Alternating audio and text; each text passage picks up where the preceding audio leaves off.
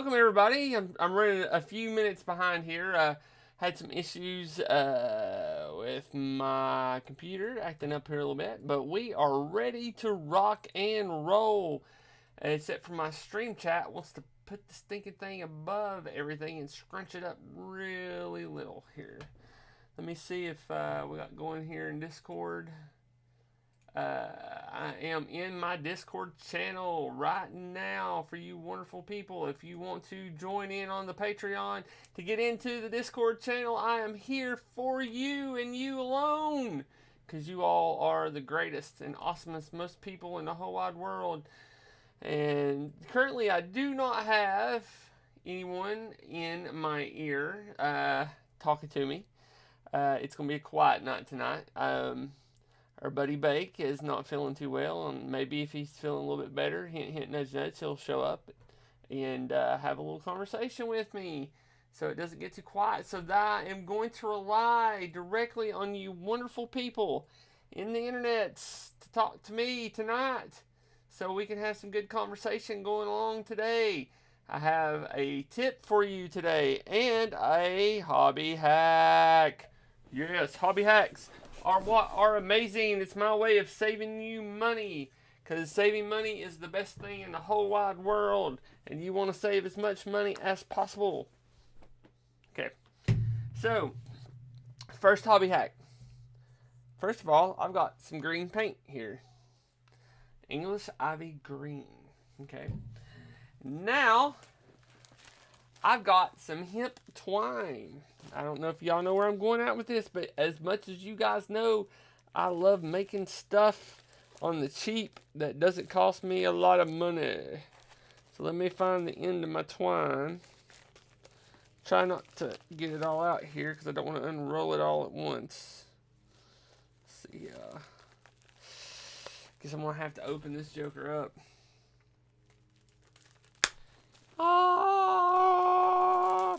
If anybody out there wants to join me, just give me a holla dollar bill, y'all. Actually, it's not a dollar bill. I'm just high on life at the moment. Running on empty is one of those things in my life that I do a lot of. And let's see here. We're trying to find the end of my twine. Okay, so we got the twine. Now we're going to need a pair of scissors. Okay. And we cut off a section of twine. So what we are making today is a flock material for basing. So I've used static grass in videos beforehand, showing y'all how to use it. And today I'm going to show you how to make a simple, cheap alternative to static grass. So first thing we're going to do is we're going to, first of all, get our twine here. And we're going to start cutting it up some. Okay? Pretty simple. Okay, so we're going to start cutting. We're going to cut about 3 to 4 millimeters. I'm cutting it fairly small here. It's about where we want it. We might go a little too long on some of these. We want a pretty decent little pile of this. And this is one of those things where it's like, if you got time to watch TV and do nothing else, that's what you're going to do. Remember, give me a holler out in the chat room, and we'll have a little conversation. Got kids running around. Last week I did miss because I wasn't feeling great. And then my wife comes home from a walk. She was stung by about 3 to 4 yellow jackets, and so was my oldest dog. He's not having the greatest luck right now. He's a Boston Terrier Beagle mix. So he's the shape of a Beagle, coloration of a Boston. And he acts like a Beagle, though. He likes sniffing stuff and chasing animals and things like that. Well, he got stung about twice, which they brought in a yellow jacket, and it got me twice. I wasn't feeling good. That's the first time I ever got stung by a yellow jacket. And guess what? I am going to use that in game, because you get stung by a couple of those things, you don't want to do anything. So yes, I am going to use it in game. So, but right now what we're doing is we're cutting this up. So see how short I'm making it? Probably about 4 millimeters. We've got a nice little pile going on here. I'm going to try to get the rest of this cut up. And so what we're going to do next, let's get this all chopped up here. If you're in the chat room, make yourself known. Have some questions laid out for me. I want to paint miniatures tonight, and I want to talk to you guys while I do it. So let's see here. All right.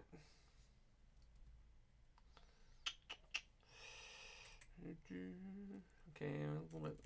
Now, see, here's the cool thing is they all don't have to be the exact same size, because in real life, grass is not the exact same size. So, especially wild grasses. Now, I will tell you, this stuff gets everywhere. So you want to, didn't put a sheet of paper down, which I should have. But that's okay. Alright. This is a bit messy. You want to put down a sheet of paper. And we're almost got this one done.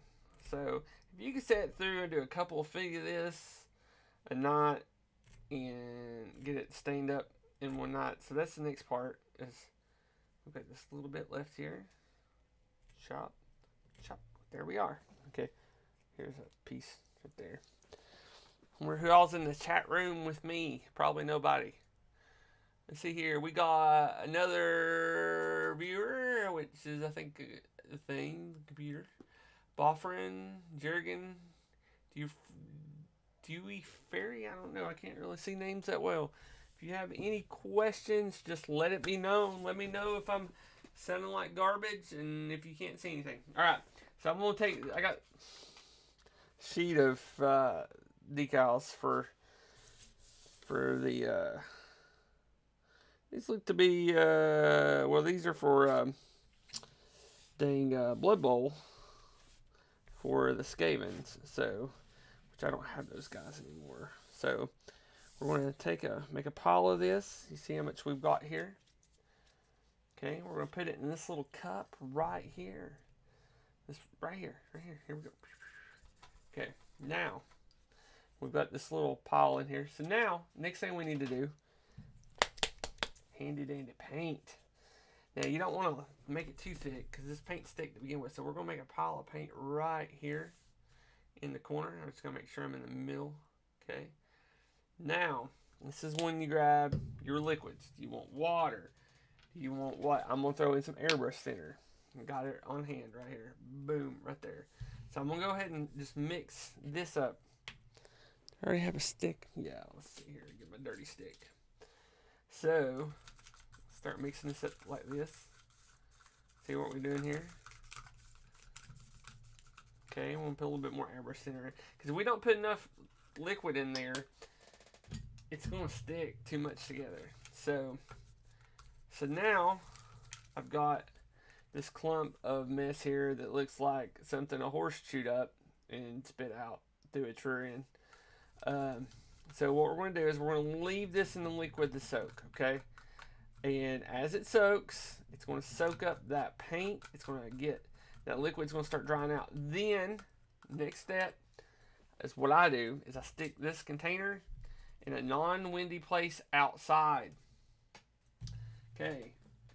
A day goes by, it dries out. Then you have this. Now this is cut a little bit longer because I needed some cut a little bit longer. So now you'll get this and you'll have to run your fingers through it, grind it up here a little bit, and it looks like dried grass that you can use on your models, on your basing. Now this is going to be about 6 mil long, okay? For a 28 millimeter miniature, that's kind of high. So this is when we take the shorter stuff, start mixing it together, give it a little depth. I wanted to make it longer so you could see what it is. And I did a yellowish green color and a dark green, so we mix it together a little bit. You can do like a dried green, something looks a little greenish gray, with a little bit of brown in it to make it look like it's gone off. So what I do with this is I would just take it and stick it in a baggie for later. And so to use it, and then you throw a little bit of paint, or not paint, but a little bit of glue down and sprinkle it on there, and it looks like grass. Or we're going to attempt to use a static grass applicator with this on one show, because I'm going to try to teach y'all how to build one and see if it works with this just as well as it works with the nylon grass. If it does, then you have a really cheap way of making this stuff. Because if you think about it, this little thing of paint here can do that whole roll. This paint was about 50 cents. Got it on sale. This was $2. Then a little bit of water mixed with your paint in the sun. All you're spending is your time. So while you're watching TV or something with the significant other, there's your hobby hack for the day. Now, got a tip for you. So, if anybody knows what this material is, this material is the same Chessex game mat material right here. So, if you see, I had the word Sharpie and dry erase. Now, these are designed for wet erase markers. Dry erase markers will stain the crap out of it. Sharpies will hardly ever come off. And if you use something to get this stuff off, usually it ends up removing the parchment looking area. What up, Ultra Magnus? Bake ain't here today. He is homesick. Do you want to come join me in the chat room in the audio so I can have somebody to talk to? And then, you know, or it will remove this. Now, I cut up a mega mat because I'm working on a new project for my Etsy store. Okay, I'm showing this off right now. And I'm not, because I do make dice, I sell them on Etsy. I make molds for dice, sell them on Etsy. Now I'm going to make dice trays. Check this out. So I bought this way to make these clasps here. And I'm not trying to sell this stuff, but I'm showing you the things I'm working on right now because Chuck likes it when I talk about crafts. See, I have one of these now fold up nice dice trays where I set at the table. I can roll dice in my dice tray. That's a standard D20. Looks at these D6s here, right there. I mean, looks pretty good. I think it's really great. So I'm super excited about it. I'm gonna make about 20 of these up here and throw them on my Etsy store. They are really lightweight. They're 8.5 inches by 8.5 inches unfolded. The way I've designed these, and so here's how big it is. It's made out of the Chessex mat material. If you want to fold it up real quick and easy, you can just fold it this way and they clip together this way. A lot of mats don't even do that because they don't line the holes up right. Just throw it in your bag, right, and you're ready to rock and roll whenever you go out playing D&D in the woods or in a library or whatnot. It's roll your dice on it and it don't hurt anything. You can roll stone dice on it and you're good to go. But yeah, I had this old mat. So anyway, I had to clean it. And I was like, because I had some stained Sharpie, not Sharpie, but dry erase on it. Now, I've known people to take and put Sharpie on these before. And I did dry erase because I was dumb. I didn't understand wet erase. I don't use these mats very much more often because I either do theater of the mind or I do 3D printed terrain. So, I got a bright idea. The wonderful stuff that I use to strip the paint off miniatures. Ellie's totally awesome. So, let's see what. I haven't tried it on Sharpie, but I have tried it on the dry erase. So, I'm going to pour a little bit of it on this paper towel here. Just a little bit. Looks like a dog peed. I'm used to that with the puppy. Alright. So, take a little bit of this. We're going to go over look at that dry erase right there. Did it remove anything here? No. Look at that. And that right there has been sitting for a while. I prepped this. Now we're going to flip this over. Now we're going to hit the Sharpie. Let's see that's the Sharpie. I haven't tried it on the Sharpie yet. It's coming off a little bit slower. Let's see if we can get it removed with the stains. So, let's see here. We're getting there. We're getting there. We're going to see what we do. It may have stained it forever with the Sharpie. But you know what it's still not doing is removing the other stuff. So, now I know what will remove Sharpie. That's isopropanol alcohol. This right here is an isopropanol alcohol mixture. Let's see if it'll take this out. This is actually ethanol alcohol. This is liquid hand sanitizer. It might take it off, it might not. But see, it's already pulling a little bit of it off. No. See, that's stained for good, but we know dry erase marker will remove it. It will remove dry erase marker. I'm pretty sure it will remove other things as well. I just didn't have a lot more to test it with. So, but it will not take Sharpie off. So that's a test that we learned today, but we now know it will take off dry erase. So this almost makes me want another one of these mats and just dry erase markers, because dry erase markers are cheaper than wet erase markers.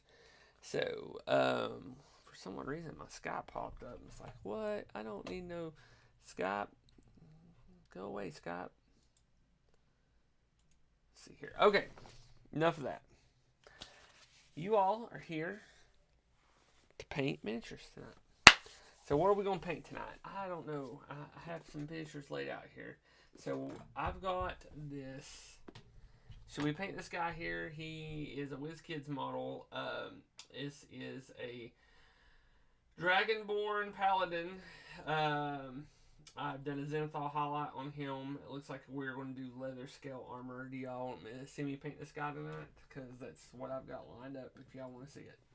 Yes, Daniel, that's amazing. We would love to see you paint your dragon because he's awesome. Alright, guys. Cool.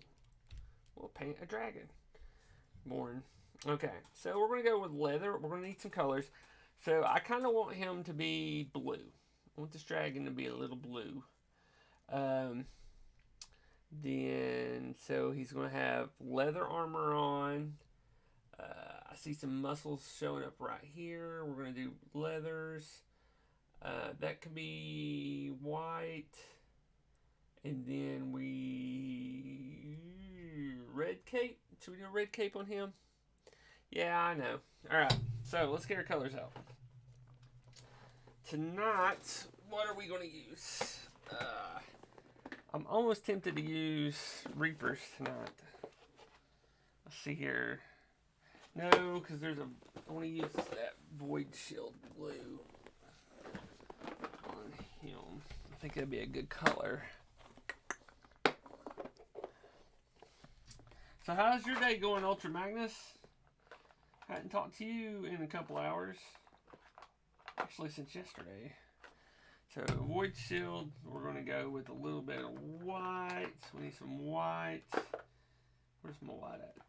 No white. There you are. Going to need leather brown. I don't want to use this leather. Where are you at? Okay, we need red. Let's use, what red are we going to use tonight? He is a dragon, so let's use dragon red.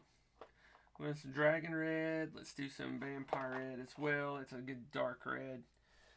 Alright, and then let's do, alright, we're going to need mummy robes as well. That's a good color. Alright, and we should be good to rock and roll for right now. I don't want to worry about the weapons at the moment.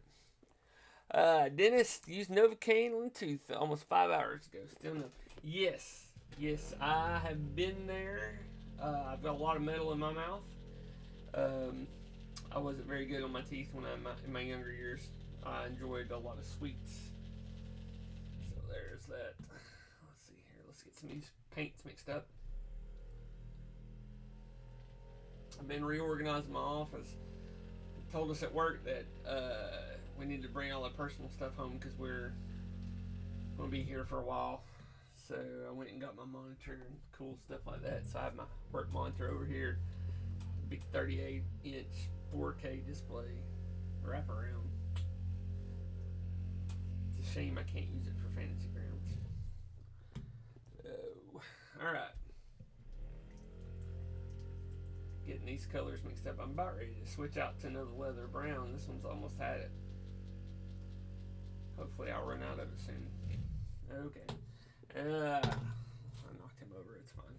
So he's Zenithal highlight, which means I did a black base coat, and then I hit him from above with white, which caused it look to like his colors are fading in. So this is the dragon red, and this is going to be the vampire red. Okay, here we go. All right. This takes a minute.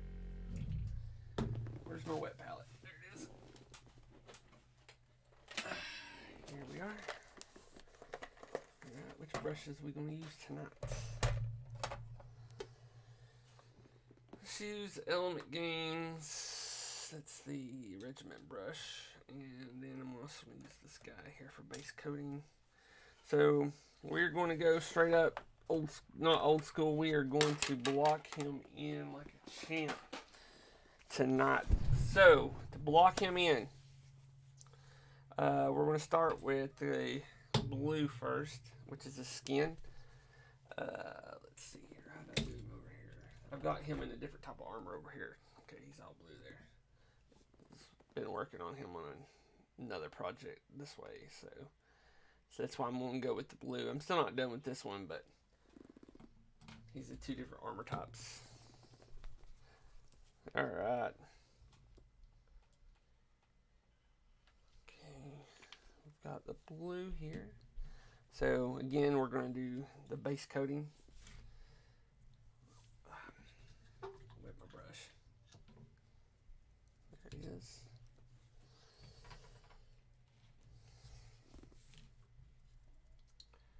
Okay, so essentially, these WizKid models are actually, in my opinion, a little bit better than the Reaper models, and the reason I say that is because they have better definition. They're a harder plastic, but just like plastic, it's hard to scrape mold lines.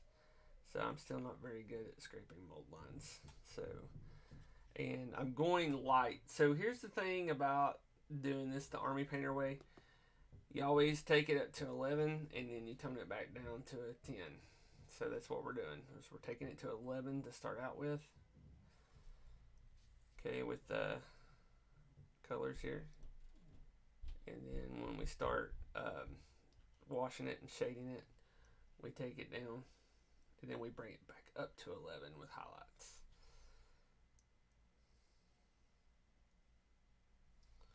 So I hope y'all enjoyed the hobby hack. Let's see here. Yeah, I like that shield. Now this one over here, if you notice, I'm working on stripes on it, and it's going to be for Tiamat. So he's going to be a paladin of Tiamat.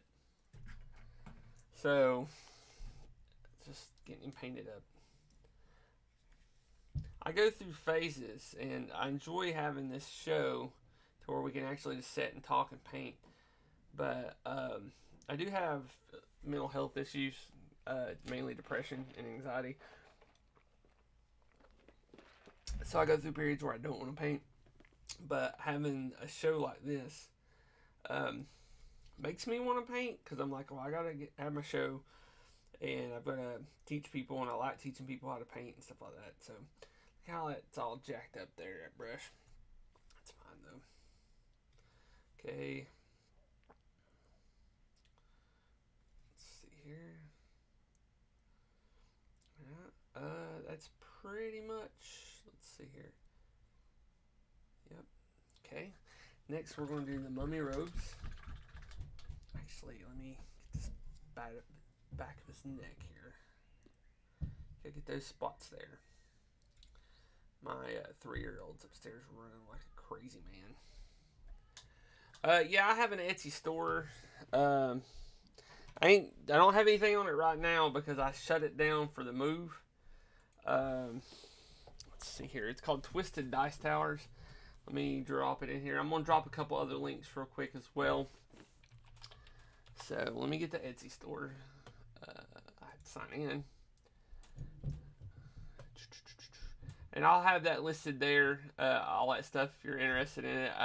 Mainly what I'm doing nowadays is, getting the, where's my shop? There it is. I'm reproducing the original Mincer dice for the red box. I have a mint set of those dice that I ended up making silicone molds of. That's the Etsy. Well, crap. I'm not in the chat channel. Mother flippin' peanut brittle. Okay, hold on. This is going to take a minute because stinking Twitch, and Twitch is like horrible on my computer while I'm streaming at the same time.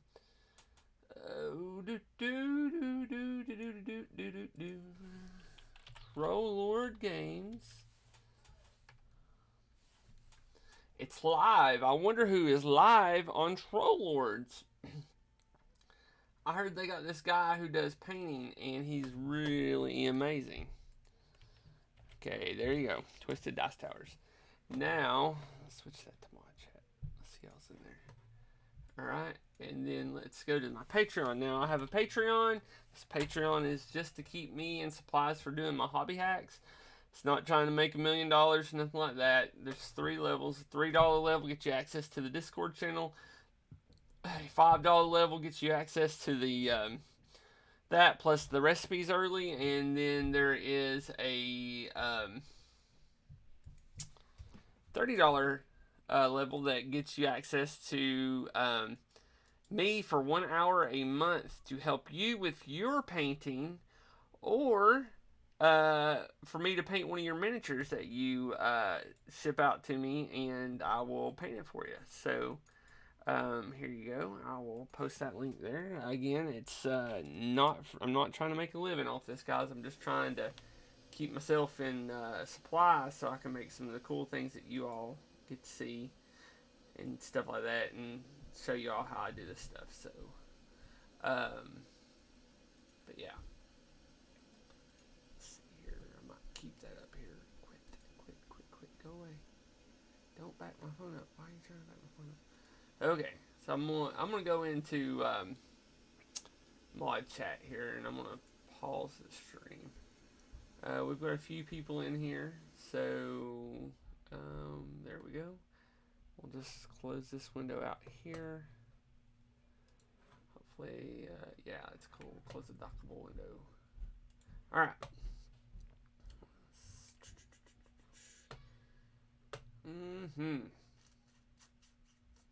This is what happens when Bake isn't in my ear to talk.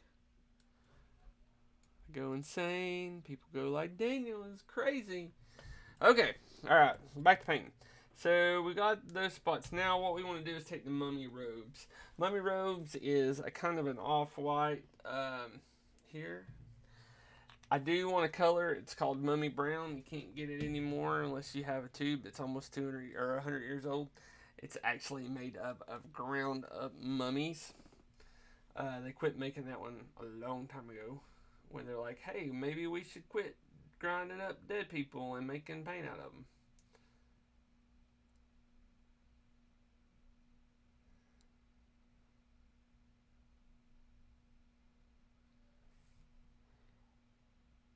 So, y'all keep chit-chatting in there with me, or I'll go insane. Okay, so we're taking and putting this white here, and it's mainly like an undergarment here. He is a paladin after all. Paladins have white things. Okay. Alright. So we're gonna let that dry for a second. So this is called blocking your miniature in. That's the main part of miniature painting, is blocking your model in. And as you block it in, you'll see spots that you messed up beforehand, and or missed, like right here. I missed this spot here. So we'll come in there and fill that in. And yeah, and blocking is messy. It's a bit messy. So, and you clean up as you layer down other colors. So we'll have to put this down every so often to let stuff dry a little bit, which is fine. And touch up colors and things like that. I know this looks horrible right now, and it looks like a hot mess, but we are going to get there. You're going to get to that point where you're like, oh, that's what he was painting.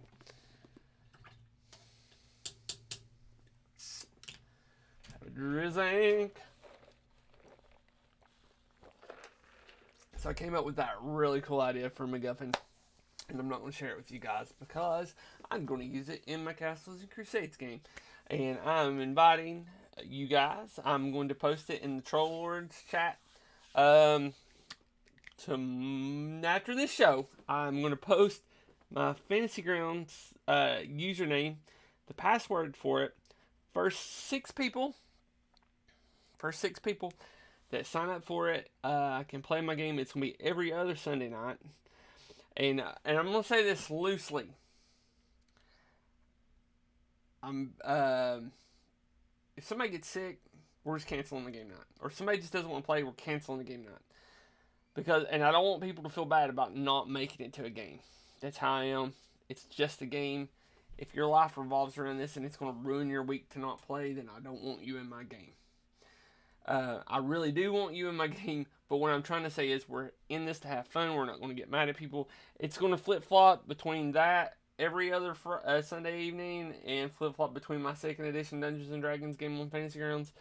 I'm still got opened up for that. I've got a couple people already signed up for it. But then it's going to start near the end of September. I'm in the planning stages of it, and yes, I do plan that much of it. The reason it starts at the end of September is because it's still, I live in the South, and it's going to stay swimming weather until probably the first week of October. And I'm going to take every opportunity of that to swim in my pool. And I'm not closing my pool down until the end of September, early October. So therefore, there's no reason for me to be playing D&D or anything or Castles and Crusades. So until then, just letting y'all know. But I am going to go ahead and get it set up. So you all can start building your characters, reading books, and things like that. You'll have access to my books through Fantasy Grounds that I give you access to. Let you build your characters. Only rule is have fun, and if you're a bard, don't try to have sex with everybody, because that will get shut down really quick, because I kind of like running PG games in case the kid shows up. So, let's see here. There's that. So that's going to dry for a second.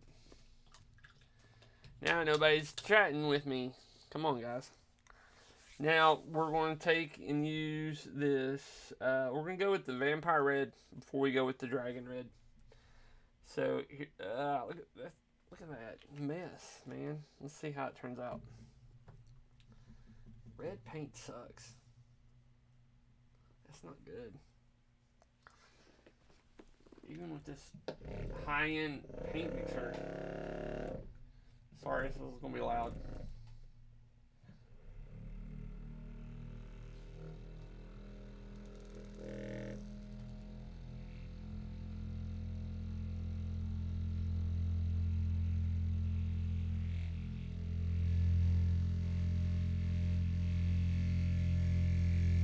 Okay. Still gotta shake it up a little bit. Let's see what we got now. It's a little bit better. Okay. Still kind of sucky, but a little bit darker. Alright. So now we're going to get his cape. So we're just going to slap it on there. And I don't go with the whole two thin coats thing, because I pre-thin most of my paints down. Anyway, so, okay. So putting this paint on here, red, the key with the red is to make sure it is mixed fairly well, okay? As I said before, it's a translucent paint to begin with. So if you look at that right there, it's showing right through. And that's where we made a mistake. But or where it splattered. But that's fine. We'll fix that. Remember, everything's fixable. It's just a miniature. It's not the end of the world. And we're always talking about getting it to the table quick.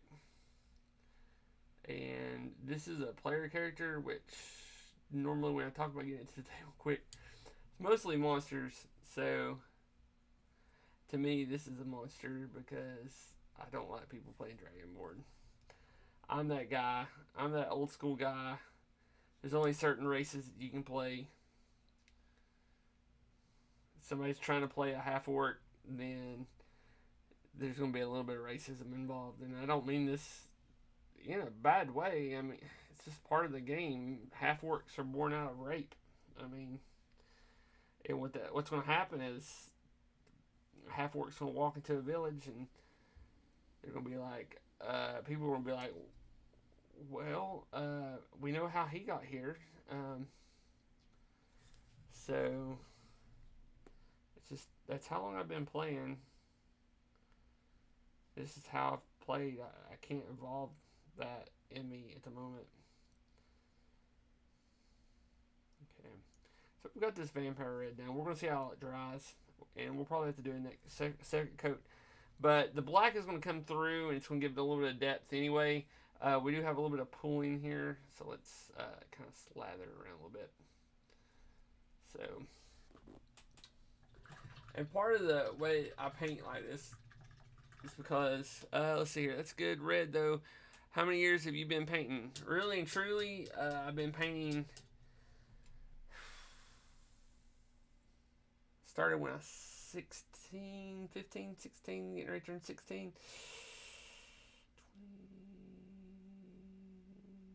26 years. I mean, I can paint good stuff.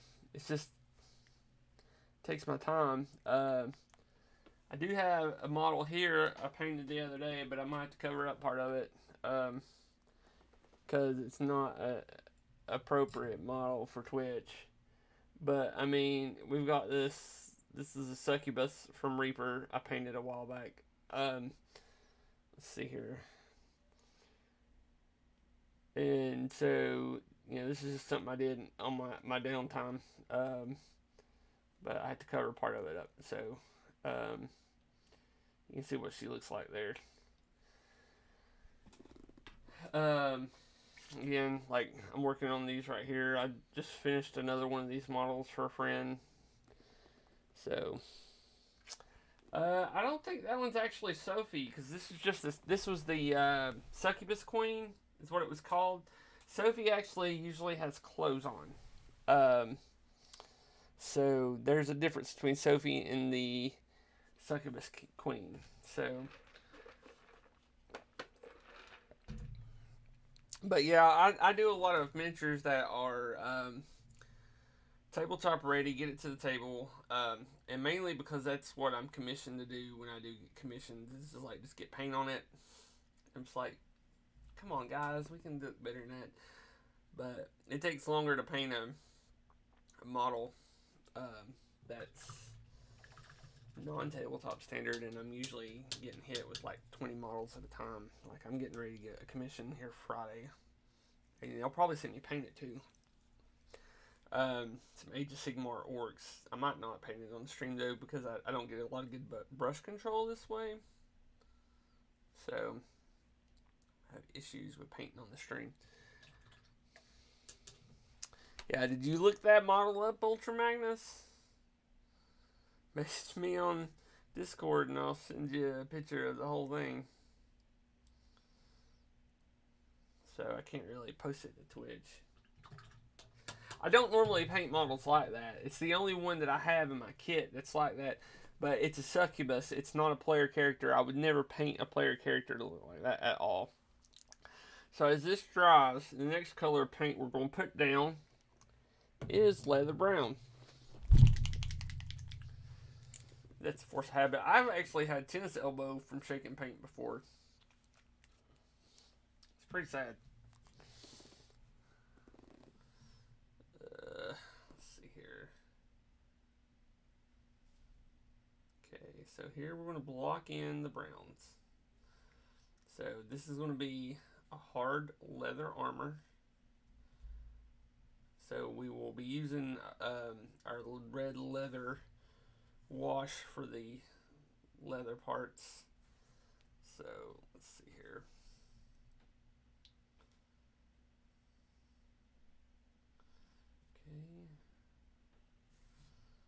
Okay, it's probably about time to swap brushes though. We're getting ready to go to some smaller areas here.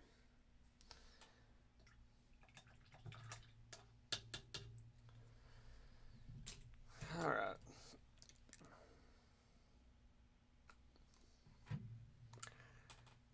Regiment brush. Tell you what, let's move these out of the way. I know I need to be right here. Okay. These are going to be a little thin.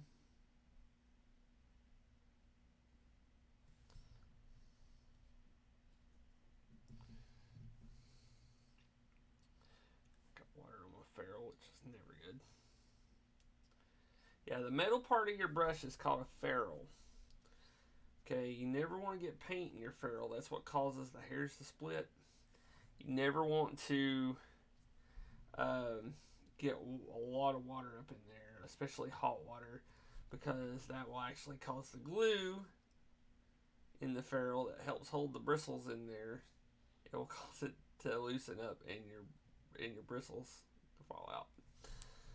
So I was telling you earlier that my dog hasn't had a good time of things lately, and there's a reason for that. So last Wednesday, he got stung by yellow jackets.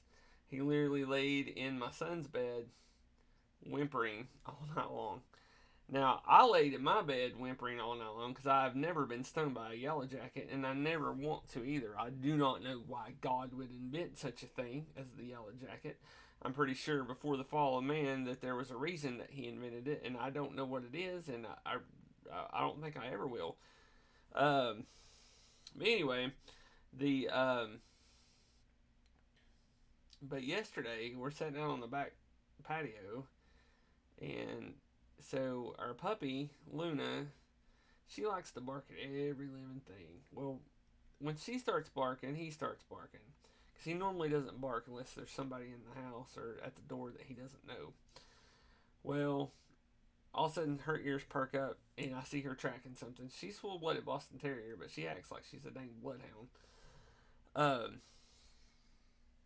uh, and so she starts barking and he sees what she's barking at. He takes after it and we don't see it until it starts moving. It was a dang skunk. Well, he got it directly in the face, right in the eyes. Um, we had to give him a bath in baking soda and peroxide, and then my daughter gave him a bath in dog soap tonight or today. He still stinks, so he's not getting to sleep in the bed with us. He's sleeping in his crate in the garage. He's not loving any bit of that at all. The Boston barely got hit. She is able. I'm able to actually hold her and breathe around her, but he still smells like freshly sprayed dog. It's horrible. Oh my gosh, it was so horrible. I feel so sorry for him because it got him right in the eyes too. He was like rolling on the ground, like trying to rub it out of his eyes, and I was like, "Get the water hose." It's just terrible. I feel so sorry for him. He's my boy though. He's the one that cuddles with me on the couch, and the little one's too young to want to cuddle all the time, and that's all he's 10. He turned 10 this year, so that's really what he mainly likes to do. The only what she actually makes him want to play. He actually will get out and play with her, but he doesn't want to do anything but sit around the house. He's not overweight or anything like that. He actually, it's really weird.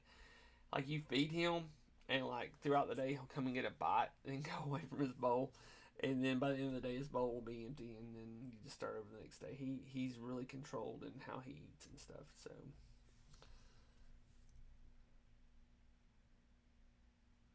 which is interesting. I've never seen a dog like that. Now the Boston Terrier, oh my gosh, you put her bowl down, food's gone. So and then I have to like keep her away from his food because she'll start eating his if she runs out of food. But she's not my first Boston. My first Boston was when me and my wife were dating. After we got married, about 2 years into our marriage, we had to give her away because our daughter was 2, and I couldn't deal with a dog and a 2-year-old at the same time. And the reason being is she was actually, we didn't realize it, she had been developing eye cancer, and she didn't enjoy being touched anymore. She was almost 12 when this happened, and so we gave her to a friend that had a farm, and she had to run around and play, and then eventually she had to be put down because of her eyes and stuff. So, but I love that breed. And when we saw Brody being a mix, I fell in love with him. So he likes to walk. It's all he likes to do. He likes to walk. He don't chew. He don't do anything like that. So what we're doing is we're doing these bracers that are on him as well. Let's see here. The straps here. So straps and stuff are usually done. Yeah, skunks are nasty. And okay, Stinkor, if you're old enough to remember him from He-Man, he smells like a skunk in the area. You know that smell? You're driving down a country road and you smell it. There's a skunk here somewhere. You smell it. When a skunk actually sprays, that's not what a skunk really smells like. Oh gosh, no, it's a lot worse than that smell. I could taste it. I could taste it. It's horrible. And there's people that keep those as pets. Okay, so this right here is going to be a little brown here. See if we can get in here to this brown. Now my mic's over here. I sound muffled. It gets in the way of when I'm painting. So now they are fulfilling the Codex Egyptium Kickstarter at the moment. At Troll Lords. If you did not back that Kickstarter, I will tell you that, and this is because I did not get a chance to back it because I was saving my pennies. But if you didn't get a chance to back it, the books will be on sale in a couple of weeks. Hopefully, right after they ship the last shipment of books out. Now, this is very important to do every so often with your brush. Rinse it out. Start all over again because it will start to thicken up because of the way the paint dries. But if you didn't get a chance to back that Kickstarter, they will have the books and stuff available. I'm actually really excited about that because one of the first things I said, oh, a codex based in Egypt. I can do Moses with the youth group at church and make them play Israelites trying to escape the Egyptians. And then everybody was like, no, that sounds dumb. I was like, okay. Anyway, but, and then I guess they're getting ready to redo the Celtic Codex. I can't remember the exact name of that. So, and then, remember, we just got the rights to, or Trollage just got the rights to Robert Howard stuff. So, we're going to be looking at some, Conan stuff here pretty soon, hopefully. A lot of Frank Frazzetti. I can never remember his name. Which I'm actually excited about. I'm more of a Boris Vallejo fan myself, so I'm actually probably going to back that Kickstarter for that book. Because I do enjoy art books. It gives me stuff to look at and stuff to attempt to draw on my own. So what we're doing now is trying to find the little areas that we may have missed that need to be this color right here.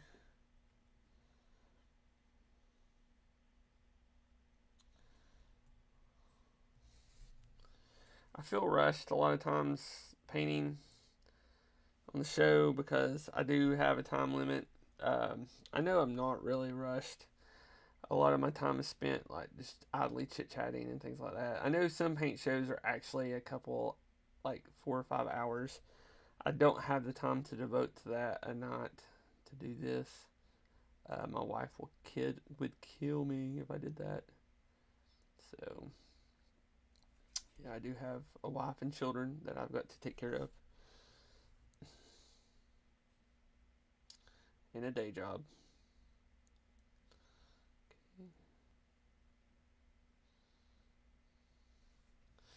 Alright, so there's that.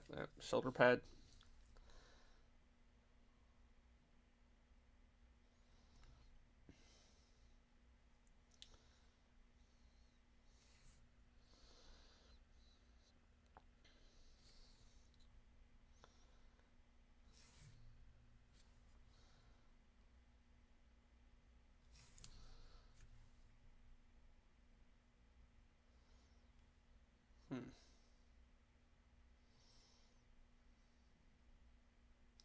So I'm thinking about the shield.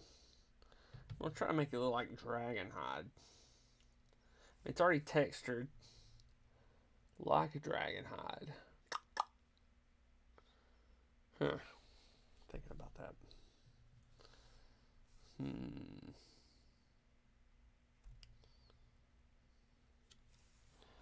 The Frazetta Museum is maybe 40 minutes from my house. Well, thanks for rubbing it in, man. I live in East Tennessee where we don't get cool things like that. We get museums to country music and NASCAR.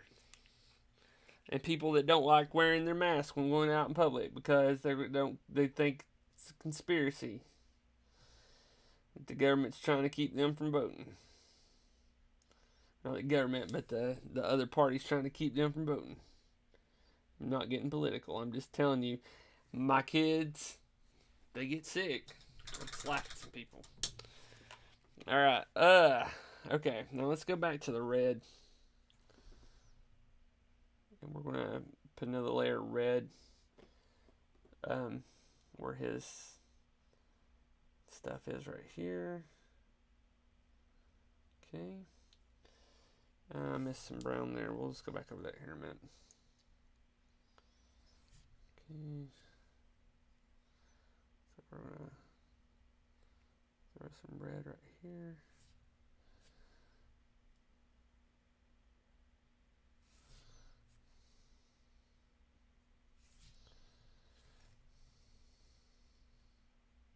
I think people hear Dragonborn and they're like, oh, they can breathe fire. Yes, they can, but it sucks. It's like lighting a big match compared to, or a big lighter compared to a dang dragon. They can. Let's see here. I have an uncle and aunt down in Decaturville, Tennessee. Listen, I don't know where that is. Is it in Middle Tennessee? Is it over in West Tennessee? I mean, I'm in East Tennessee. It's just 90 minutes northeast of Knoxville.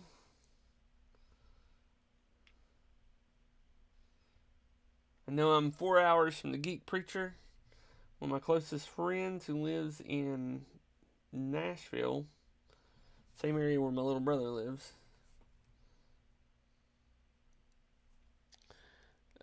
It's not that bad, man. We have a really nice game store. He lets me run what I want. You can usually get me anything I need. We have we have two really good plants here that employ a lot of the people that work here. We have a very high rate of chemists and doctorates, chemical engineers, mechanical engineers in this area. Because of these two plants, I work at one of them. So, I mean, it's not like there's a bunch of dumb people, but there is a bunch of dumb people. The people I deal with on a daily basis ain't dumb. But then you got the other people.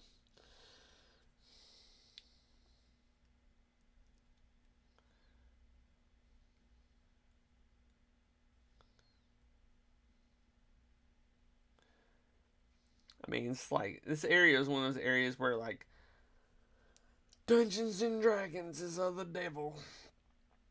I was in the third wave of the Satanic Panic in the 90s for D&D. Then they switched gears. Nashville and Memphis. Okay, you're out in West Tennessee then. Or they are. But yeah, I was in the mid, that weird period where Vampire the Masquerade was coming out. That's what was giving it a bad name back in the day.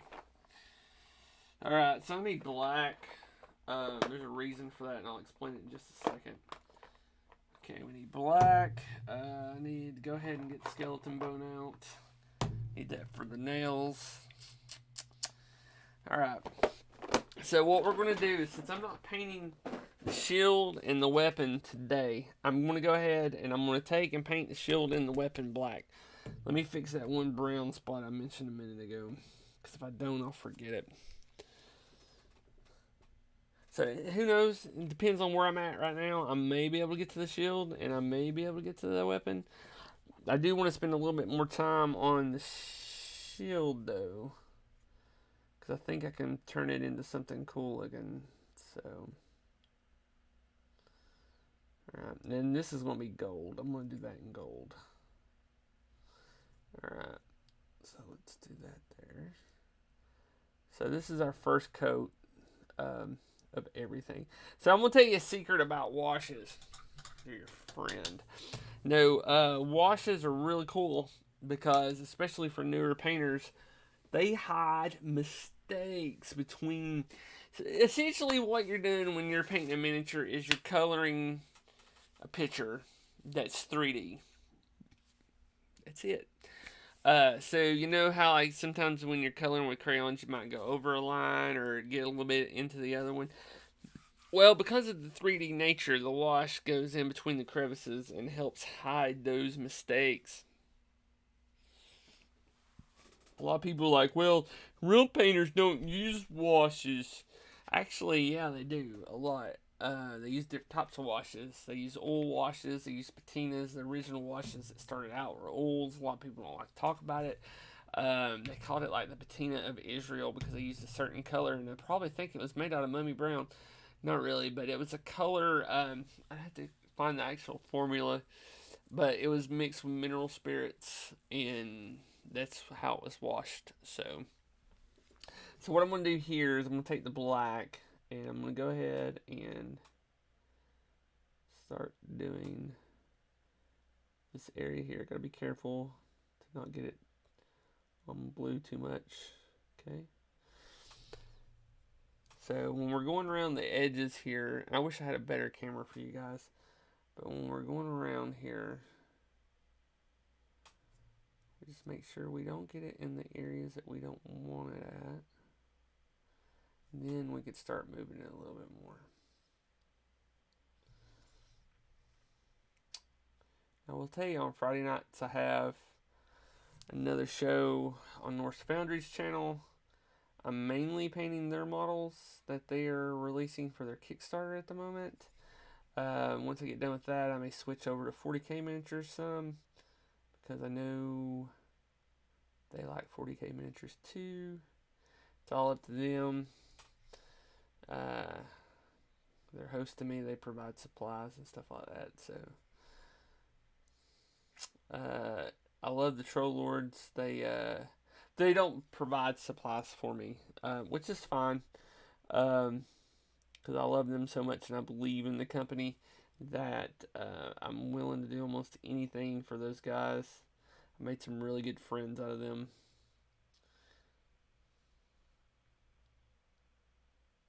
I really believe in the product.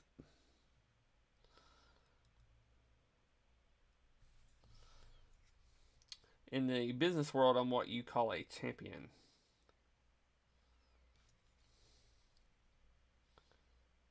And I'm trying to champion Castles and Crusades. Now, I am going to talk a little bit, though, about a 5th edition product that we have. And I say we loosely. I don't work for the Trolls. I do side work for them. I don't get paid.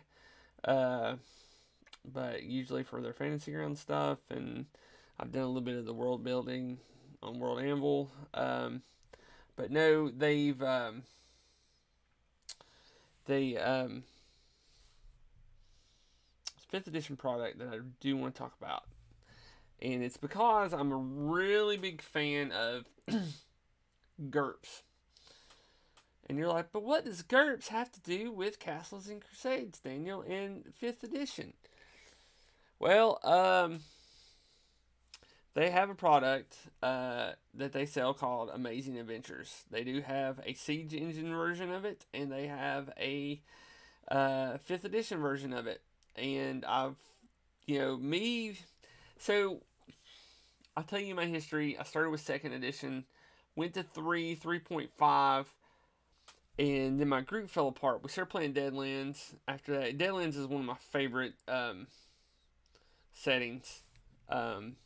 So after that fell apart, I started getting into GURPS because I heard rumors that after 3.5, this is right before Pathfinder, everybody was talking about,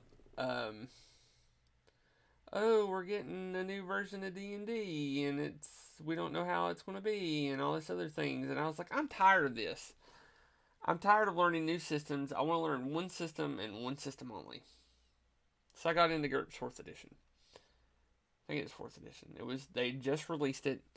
Um, and so I love the fact that I learned one system.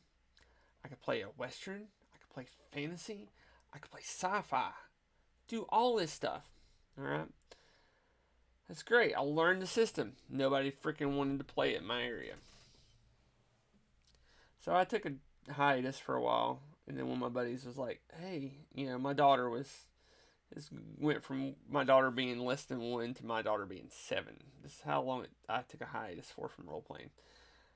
It really hurt me spiritually, because I know that sounds bad, but I really do get a kick out of role playing. Anyway, so my friends was like, "Hey Daniel, we got a game going. I want you to come and play." It's like, cool. What is it? Hackmaster. All right. It was what, Hackmaster 2nd, 3rd edition. It was based on 2nd edition rules. My daughter came, 7-year-old. She loved it. Then one of the other guys was like, "Hey, I really want to run a game for your daughter," and I'd already, ran a game for her as well with these same people, and they were like, "Yeah, we're gonna use 4th edition rules." I was like, "Really, guys? I really don't want to play 4th edition." They're like, "No, it's fine." And so he sat down for 2 months beforehand, because my daughter was really into Harry Potter. So he wrote an entire setting in the Harry Potter universe using the 4th edition rules. And now this is a guy who's a voice actor locally.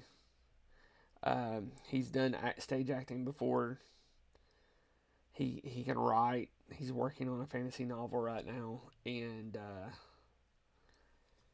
man, he blew us out of the water. It took place in the 1930s.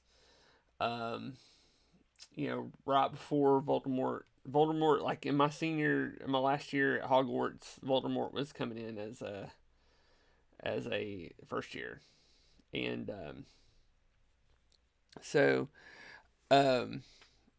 we played that, and then I discovered that, through some guys, one of my, I hadn't kept any idea on it, but Savage Worlds, because I love Deadlands so much, I just didn't pay attention to anything, because I couldn't find the game, so I just didn't even look. If I can't find it, I just don't bother to deal with it anymore, hardly.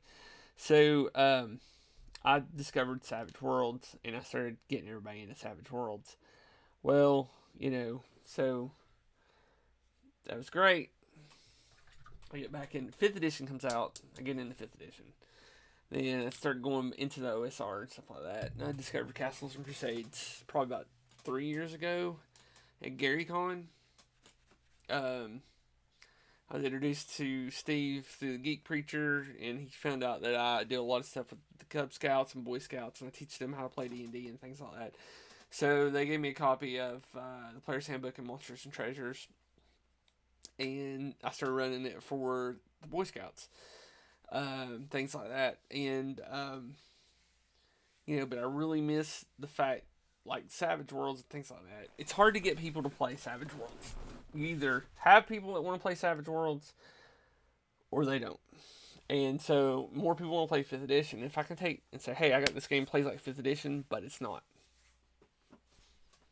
We can be in the Old West. We can be in Victoria, England. Whatever we want. And I lay it out for them, and it's Amazing Adventures. And hopefully we'll be able to get that stuff into Fantasy Grounds and Foundry and things like that. And it's just a really good way to introduce players. And it's a good way to convert 5th edition players to Castles and Crusades. And I have a theory about this. Everybody gets bored playing Fantasy after a while. They're like, "Oh man, same old crap, kill the goblins, get the money, I'm tired of this." So they go out and they either quit playing or they look for something new for a while. So you can be like, "Hey, listen guys, I heard y'all looking for something new. I got something new right here for you. It plays like 5th edition, but you can do whatever you want." All right, so here it is. Okay, and then after a while, they're going to itch to go back to fantasy. It's always the same way. They're going to play something for a while, then they want to go back to fantasy. It's just how it always is. Um, so you're like, all right, well, here, you like this game, Amazing Adventures. It's by Trollords. They make a fantasy setting. Do you want to try it? Plays like 5th edition, just a little different. So you know you've already got new stuff to deal with. It's a little bit more interesting because you're not a power gamer. I mean, you're not like a superhero. You're just a hero or a regular person. It keeps you more involved. So and then you introduce them to Castles and Crusades that way. You know, and that's to me that's just, it's like being a drug dealer.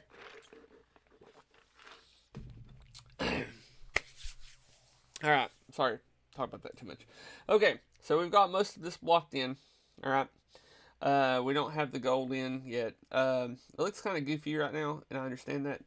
So what we're going to do, I missed the section of brown, is I'm going to fix this brown section here. And now I'm going to do claws. Let me go back over the face real quick. There's some spots in the face I need to look at. Okay, and so let's do this right here. So next is claws. Claws are going to be skeleton bone. Alright, we are at 9:08, so that is my 52 minutes left. Usually when I have Bake in my ears going, hey man, it's time to, you gotta half your show's going. So we're a little bit of the skeleton bone. Skeleton bone's one of my favorite colors, though, to use for different things. I like to dry brush with it.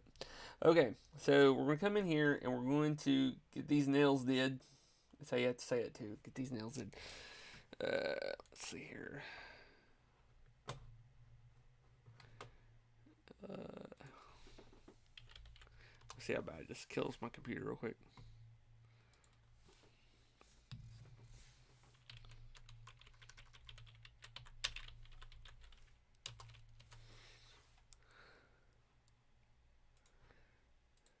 Here we go. See if this works.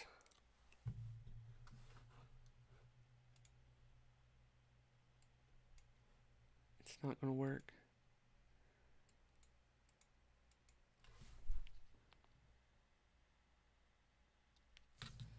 Hold on.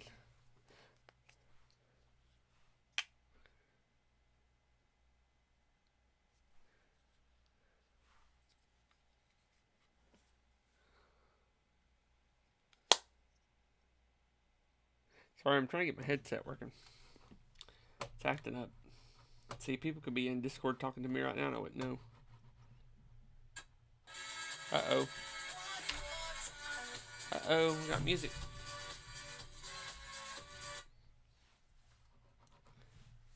My Bluetooth busted. Alright, let's see what we got here. Hello, mouse. Where you at?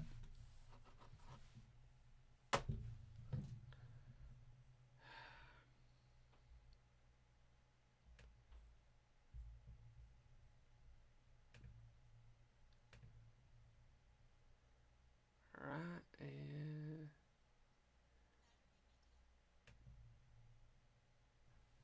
What in the world? My mouse has quit working. Well, that's not good. Oh well.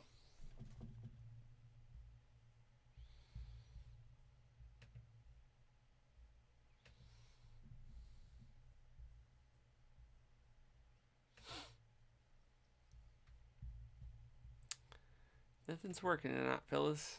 Alright. Now, my mouse is working. This is dumb. No. It's wanting me to exit OBS now. No. What the heck happened?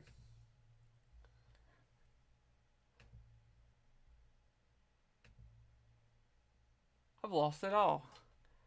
Well, I'm going to keep painting. I'm not worried about my stuff. That's weird. Anywho. Alright, let's get these nails done. I am desktop support. Try to get me at that Ultra Magnus. Thanks for sticking around and talking to me, though. Sucks that Bake's not feeling good. I really hate that he's not feeling good. Hopefully he ain't got the Rona.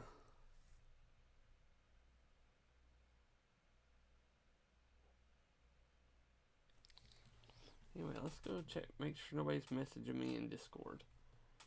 Nope, I'm in here by myself. I'm going to disconnect from Discord. Since nobody's in here. Alright. Let's see here. Let's get his little talons back here.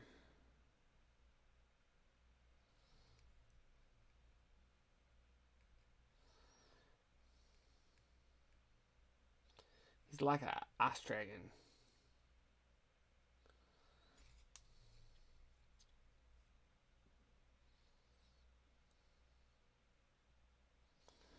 Okay. Sorry, y'all ain't seeing nothing right now.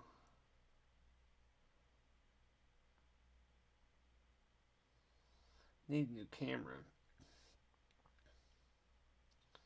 Need a camera that's got HDMI out. I've got a converter for it. Something I could put some zoom lenses on. Let's do his teeth. Okay. Alright, now. Call Chuck. Oh my gosh. I can't, man. He's at a funeral.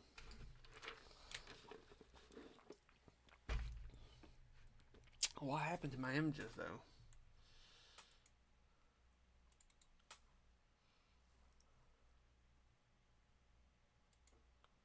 Huh.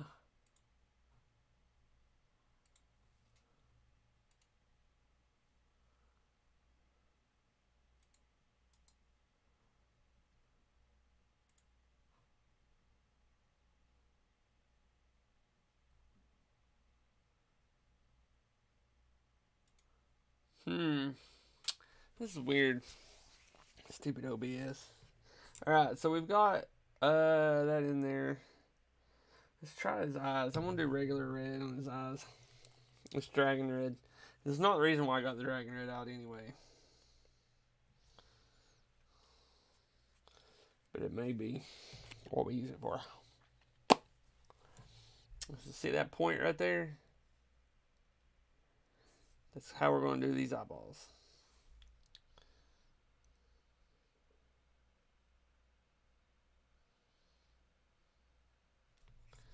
Do a bead right there. A bead right there. Look how messy that is. Ugh. It's not even right. Let's help me, Jesus moments. We're gonna let that dry though. Okay. Okay. So we're letting this dry. Now the body of the actual physical flesh is blue. We can use a brown wash. Do we want to use a brown wash? No. But we will use a brown wash on his armor. Let's see here. I'm going to use that.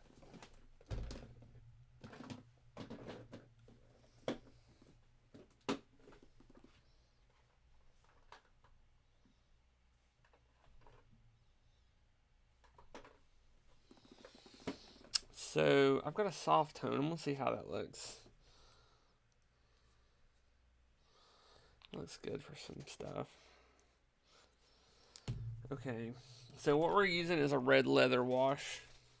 It's a mix. It's a pre-made. Well, not pre-made, but a friend made it for me. You've got 20 drops of burnt umber, 15 drops of scarlet, and 5 drops of black. And it's a 2-to-1 mix of fluid and matte medium in that. So what would happen is they fill this up with the mix, the fluid mix, which is pretty much kind of like airbrush thinner, but not really.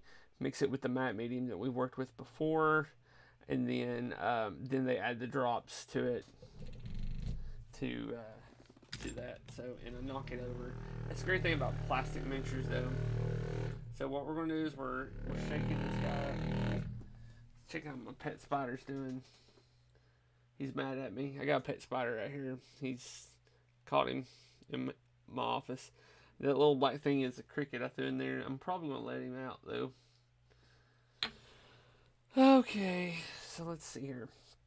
So the red leather wash is going to get used on the leather because I really like the way that makes leather look. There's something about it. Okay, so we're gonna come through here, and I'm going to just slap it on. It gives the leather a red hue. And see, I've got some places I messed up in, which I can go back and fix. It's fine. Makes it look like a patent leather. Not patent leather, it's black, but like I got a pair of boots like this.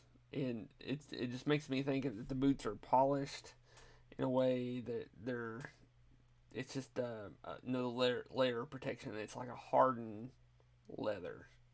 Not like a soft suede leather, but something that could take a hit from a sword once, like a glancing blow. Okay, so we're gonna put this on here. Now I'm doing something wrong at the moment, and what I'm doing wrong is I'm applying this with a natural fiber brush, and you're not really supposed to do washes with natural fiber brushes, but it's fine. Oh crap, I got that on there. I didn't want that there. I'll have to fix that. Okay, now it's going to dry. We have to do what's pulling control. I don't want it to pull too much. So now let's go ahead and work on the shoulder pads.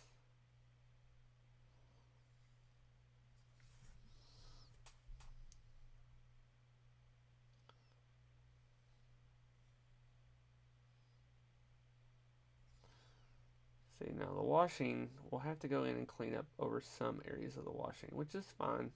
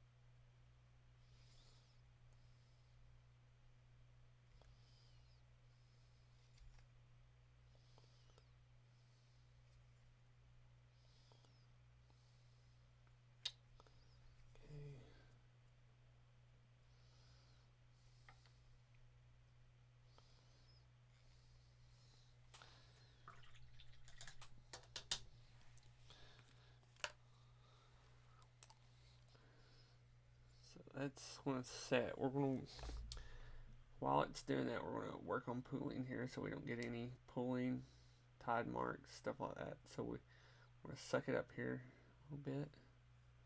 So that leather already looks better. It just doesn't look plain brown anymore. I love that. It's something about this wash. I'm gonna have to make more of it. I'm glad he sent me the formula on it.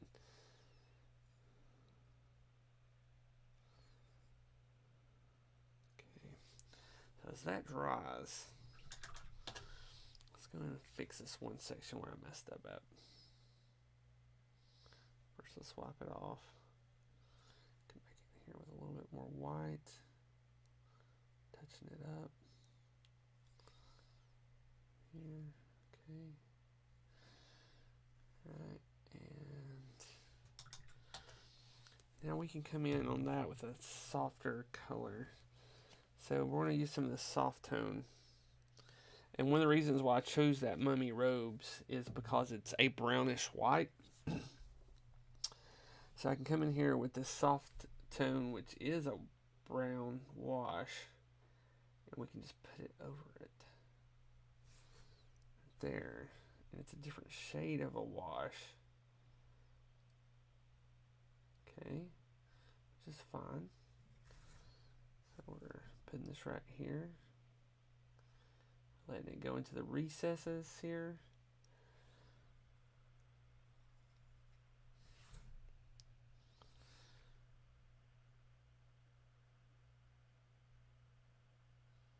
Okay.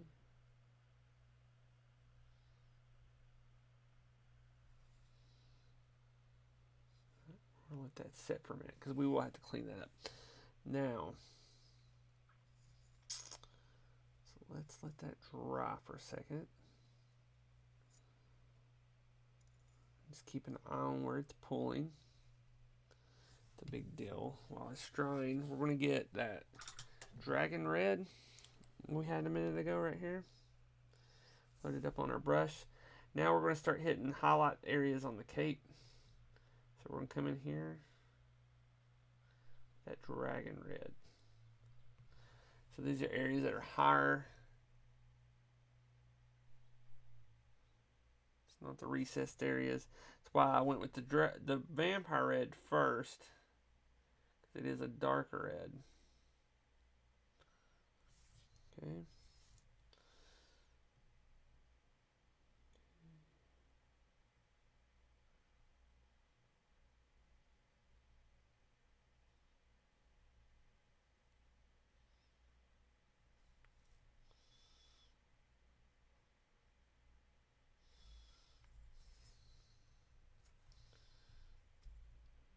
Here.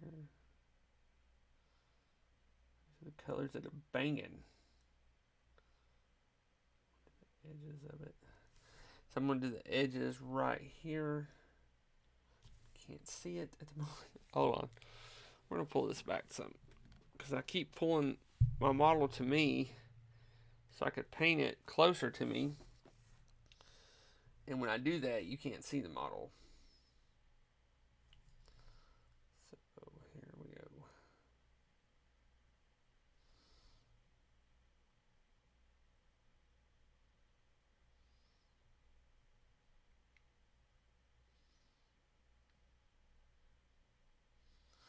Alright. So get the red sticking out some. Alright, we're going to let that set. So this is us taking it down from an 11 in brightness, toning it down some. Now, while that sets, I get my favorite blue wash out. And that is this Drakenhof Nightshade from Citadel. I love this color. So we're just getting it out right now. I just give it a shake. I'm letting the bubbles separate a little bit or settle after that. Fix up some of this edges here. Now, what we're going to do is we're going to hit the blues.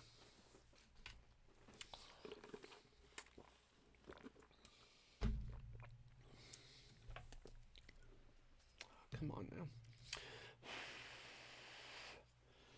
So here's where we're at the moment.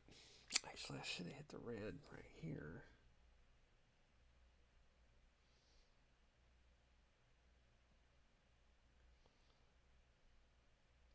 Still, I'm gonna do a red wash anyway over that.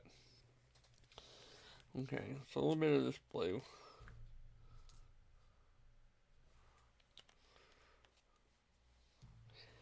And what we're doing here is we're going to come in here. And this is going to tone that color down for us a lot. Now, I like these Citadel washes on top of these Army Painter paints. And there's a reason for that. Is because they don't stain as much as the Army Painter paints do. And like on certain things like flesh, it looks really cool. Okay. And yes, this is actually how dark I wanted him to come out.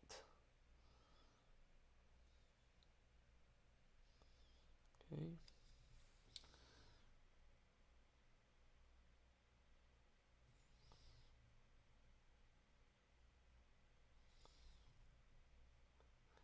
And I will say, as much as I like strong tone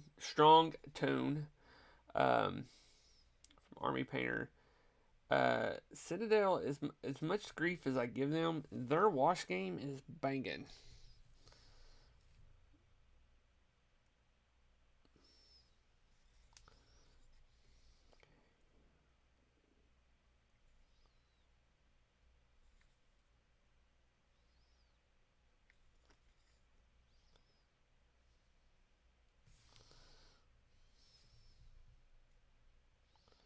If I spent more time on him, I wanted to get him done during the 2 hour period, but I don't have a lot of time.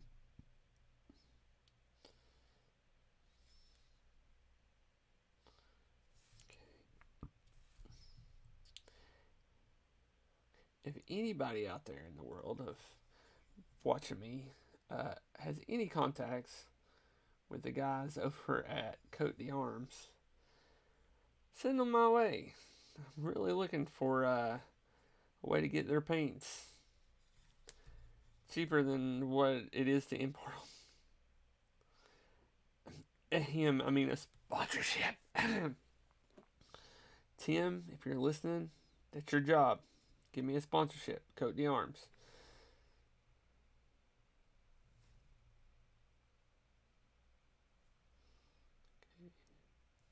Alright. So let's start doing pool control.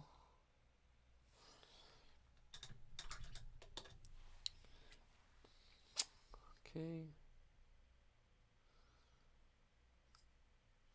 So far, so good. It's looking pretty good. Okay, let's use some of this soft tone here. Stick it in his mouth. Alright, now come back in here on the skeleton bone. Work on his claws a little bit more.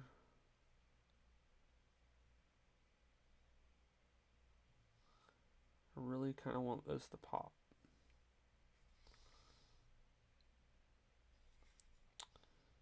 Okay.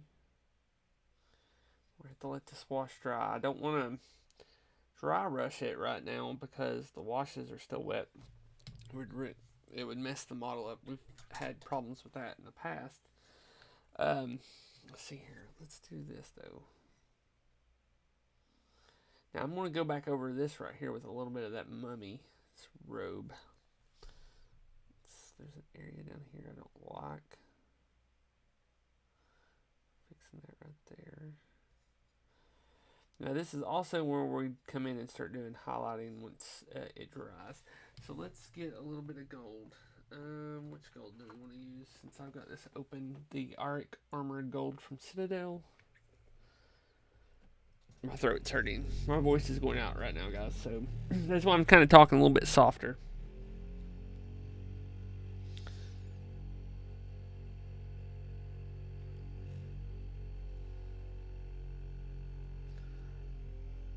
Okay.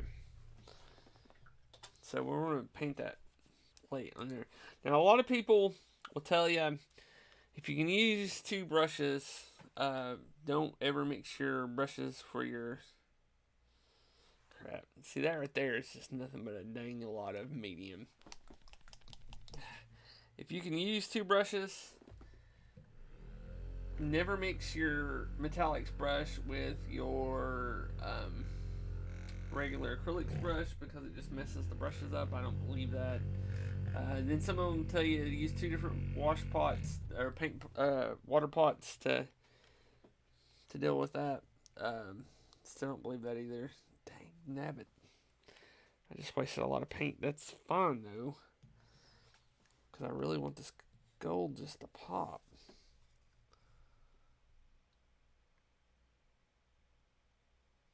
I'm gonna have to do a couple coats.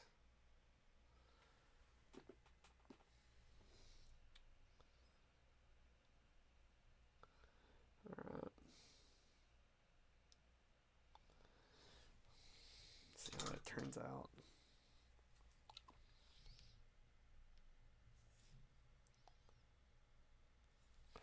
Let's try it this way.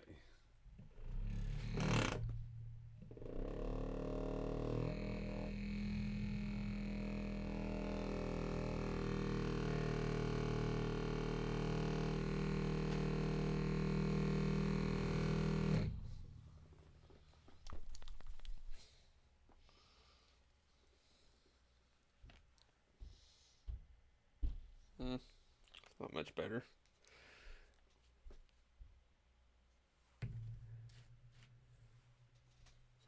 Well, it's just I've had bad luck with gold paint that whenever I get it out, it's mostly white. Now Vallejo's really bad about that. Just the standard Vallejo gold, and when it dries though, it's gold. It just looks white, and it really bothers me. So this is mostly medium. That up here is a good mix. Right here is a good mix. I'm just hoping it turns out. I don't want to have to do multiple layers on that gold. Really want this to kind of dry up a little bit though. So let's come back in here with the mummy robes. I think we can work on this now. So we're gonna. So this is called layering. So we've put down our first layer of colors, and now we washed it. So there's areas that we want the wash to stay, but there's areas that we really want it to come back out as white.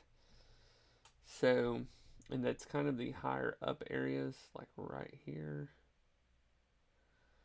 So we come in here and, like, if you ever look at a Citadel color, it'll actually say layer on the pot, and that's meant to go a color to go over the base coat, because they'll have colors that say base as well, because that's the Citadel method. Um, you block it in with the base colors, and then you add the layers. Layers are translucent, so they'll shine some of the base colors through. But it's really to brighten the colors up, especially after you do a wash. So that's the main reason for that. Okay. Let me fix that one section that I messed up on over here. Okay.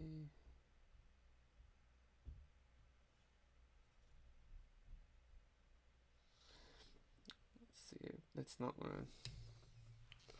It's horrible. All right. Okay. This is the hard part, is all the waiting.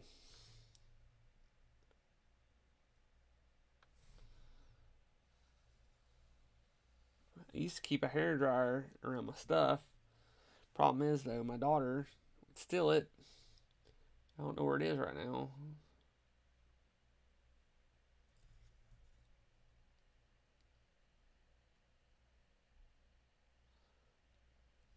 Can't see that for that shield. Alrighty. So we're going to start cleaning him up some in the head once that dries. Let's see if we can get his hands, though.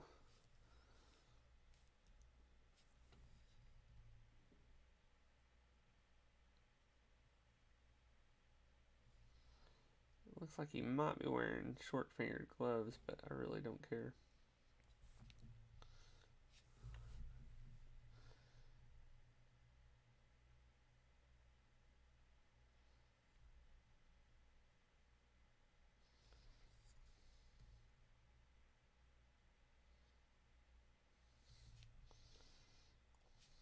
And we're just, because we washed it down and toned it down, we come back in here into these layers and highlights with the original base coat color. So that's the cool thing about the Army Painter method, about slacking all that on there, is that really with a wash and a base coat, you actually have 3 paints, because the wash turns it down, and then the base coat can go back on it and turn it back up. And so, like, you don't need that highlight color.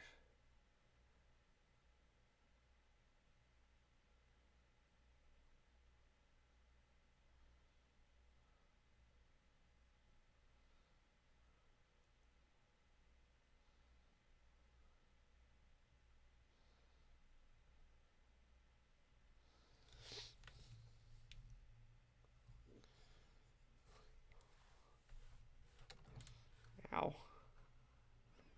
Sorry, guys. Didn't mean to hit that. Okay.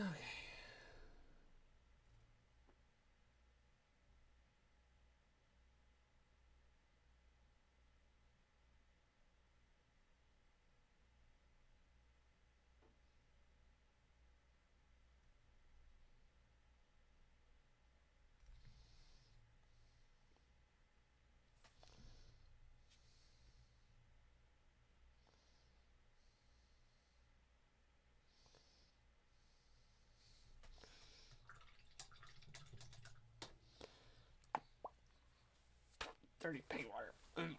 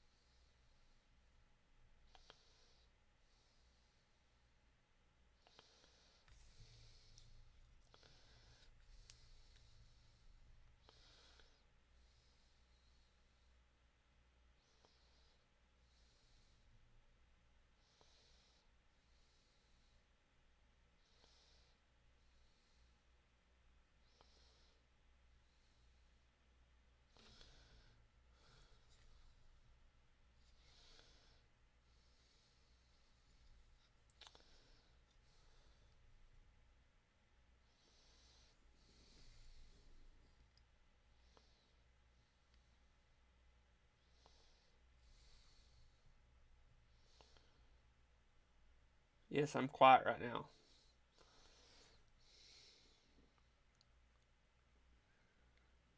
What? What are you trying to remind me, Bake? Alright, do you want me to put my headset on? Turn on Discord? I'll do it, dang it. I'm old and decrepit. Watch me. Oh, here we go. Plug that in. See, I'm trying to not knock stuff over. Alright. Headset on. Let's see here. Let's get into Discord. See if Bake's in there waiting on me.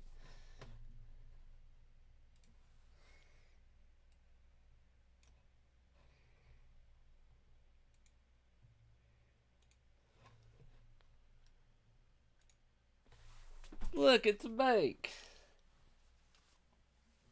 Oh, wait. I can't hear him. Hold on.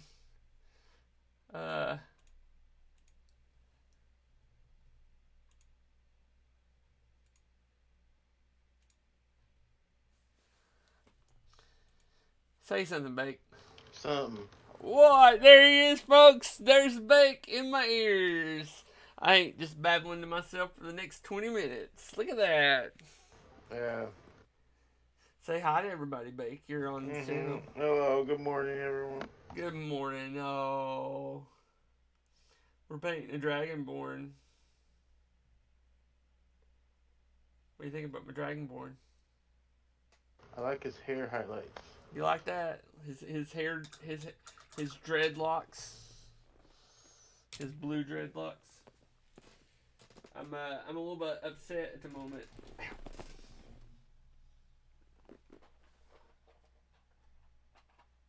Because my gold paint ain't working really well. So I have to switch over to Army Painter.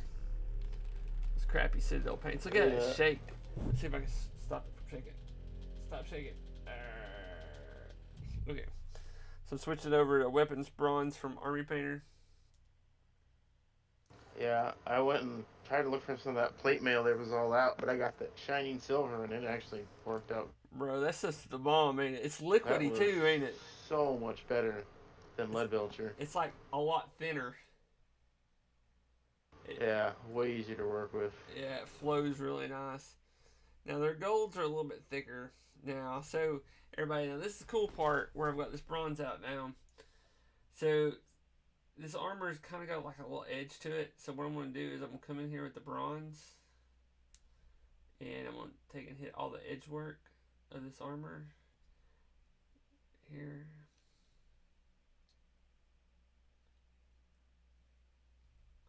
So how long you been up there, bud?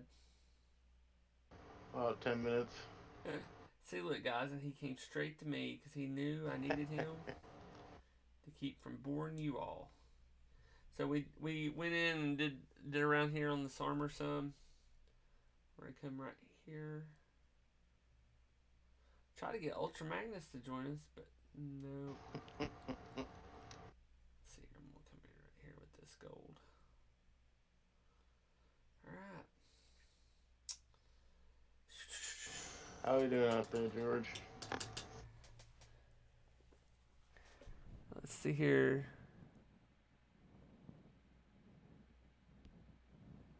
Paste photos. Who's pasting Oh, photos? yeah, to the mini terrain channel. And your Patreon. And your Facebook. I have a word for that. Oh, work. Wrong finger. Look, y'all thought I was flipping me off. Oh man. I'm not going to fish this tonight. As soon as I get done, I'm going to go upstairs. Did you hear? My dogs got sprayed by a skunk. Oh, that's the worst. I know. It's horrible. So they won't mess around a skunk no more. I meant to tell you last night. I got my last of my skeletons clear coated and ready. 40 skeletons ready to rise. Yay! So I'm going to come in here where I've got this black at, and I'm going to put a little bit of leather brown. Because he's got leather right there. Okay. Clean my brush out. Then I'm going to come up here. So no, I don't want to do that in bronze. I don't know, maybe. So let's see here. I was thinking about how to do this shield. I was thinking about starting, come up here, start with red, pull it down so it kind of has like a faded look. So our local city has decided, our school systems decided the kids need to go back to in-person schooling. Even though they've clearly seen the news. Yeah, like we have an uptick in COVID cases here, and they said because they before the school year started, they set up and said, "Hey, listen, this is what we're going to do. We're going to every week look at how many COVID cases there are, new COVID cases, and if there's more than if there's 0 to 5, we will be in the green." And if there is 5 to 7, we'll be in the yellow. And if there's more than 10, we will be in the red. And so that's fair, okay. Green is they're going to school as usual. Yellow means they're starting to talk about switching back to virtual learning. Red means they are in virtual learning, and until we are back in green, they will stay in virtual learning. We have been in red since way before the school year started. But there's such an uproar from parents that want their kids out of their hair and at school. That's the only way I can put it. That's the only way. That's just bad. Huh? That's just bad parenting. That they would rather send their kids to school and have them at home.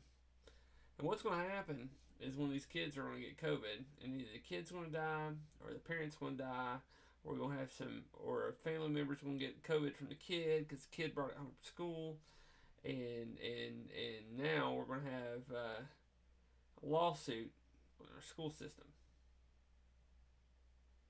Anyway, so if you see what I've been doing is I've been concentrating the red at the top of the like scales here. Do you see that? Is it coming through? On the shield, yeah. So, and on the bottom of the shield, bottom of each scale is I'm leaving it black.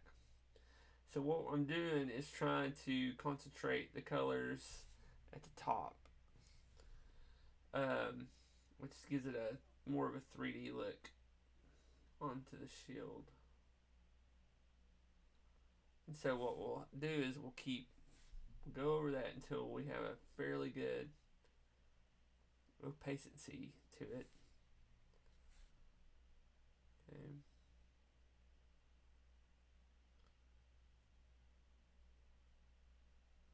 See, you in here makes me want to try harder now. Having you in the chat room. Yeah, our school now that's what they're going to do is Ultra Magnus is that my daughter in high school is going to go because our last name starts with an F for FU. Um, she's going to go on Monday and Tuesdays and stay home Wednesday, Thursday, Fridays. My son, being in fifth grade, is going to go all week. So he's the kid that I worry about because he's the one that has asthma or used to have asthma. So we think he grew out of it, but still, gosh, he always gets upper respiratory infections like it's nobody's business. Okay, now we're gonna go with a lighter red or brighter red. So what I'm gonna do is grab, where is it? It's gonna be a Citadel red. Where are you at? I'm looking. Come on now. I know you're in here. I'm looking for Wild Rider Red. I don't know where it's at.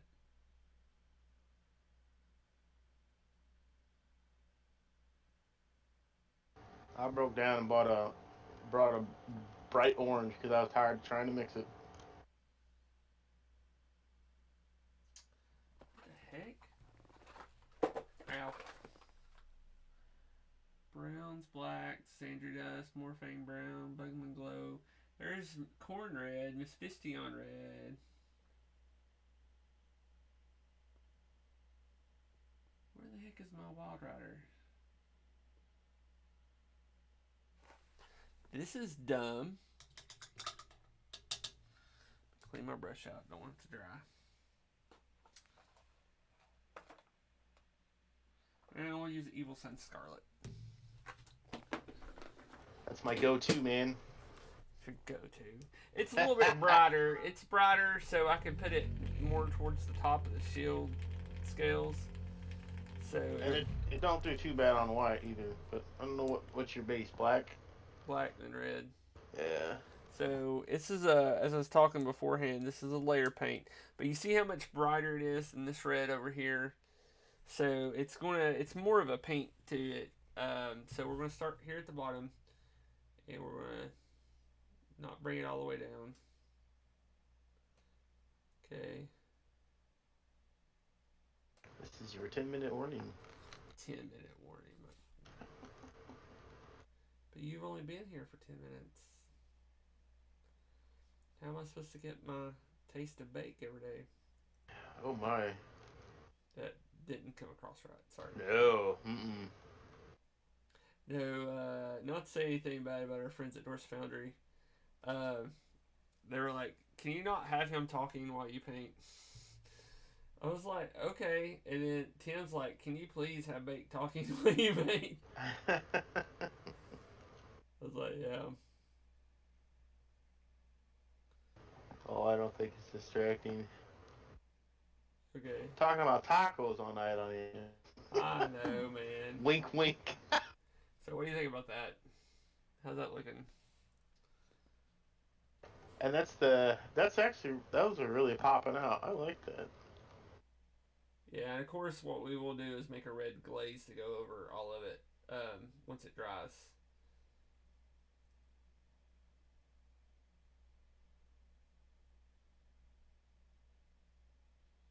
And you said it's a Dragonborn. What company is it? It's WizKids model. Let's see here. Got these scales on the side. I'm just gonna paint those straight up red.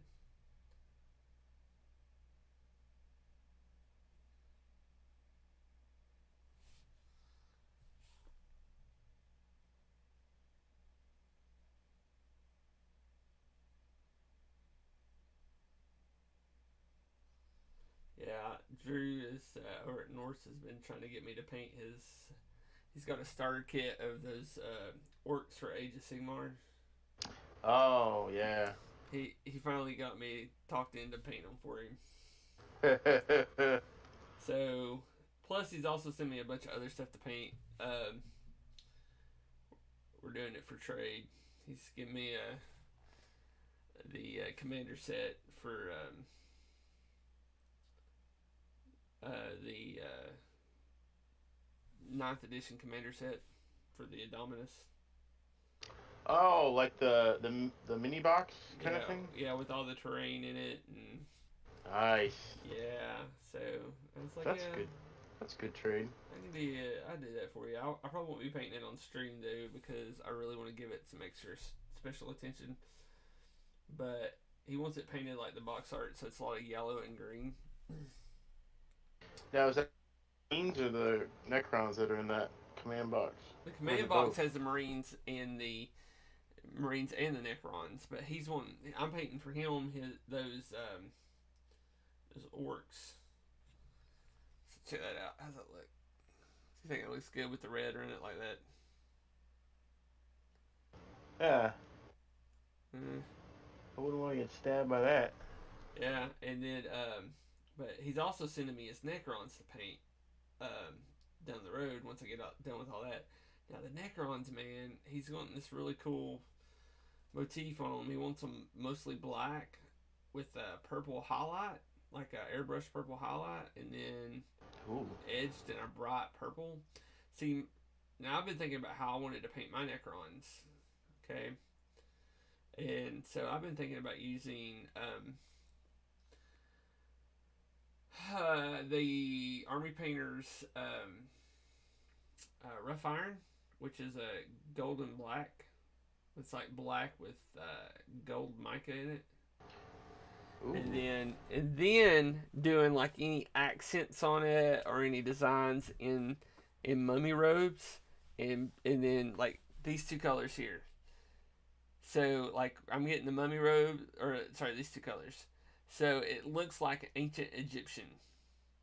That'd be kind of cool. Like the black is their skin because it's a golden black, and then we've got the white for like how they would have white in ancient Egyptian, and those blues, the those really pale blues, the periwinkles and stuff.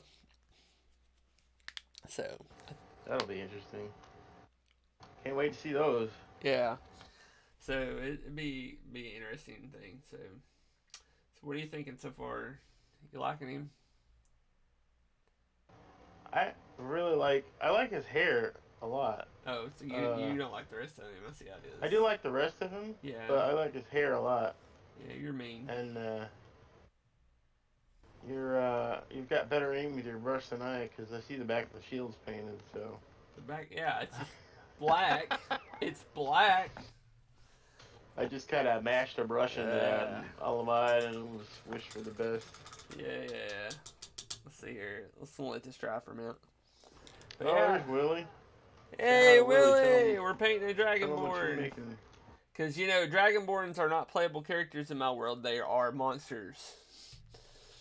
And I'm just going to leave that there because I'm going to make a lot of 5th edition people very, very angry. Listen, I'll tell you the rules in my games if I play 5th edition. You come up to me and says, Daniel, I want to play a tiefling. I said, okay. I want a backstory. I want to know why this tiefling is not delivering messages for the demon that spawned it, but is adventuring with a group of humans or other miscreants. And then they give me this wonderful backstory because anybody could write a backstory, really. So they give me this wonderful backstory. And like, so can I play this tiefling now? I'm like, okay, I want you to take percentiles. Pick 10 numbers, 1 through 100, or a range. 1 through 10. You get 10 numbers. Roll those percentiles. If you land on one of those numbers that you picked, I will let you play that tiefling.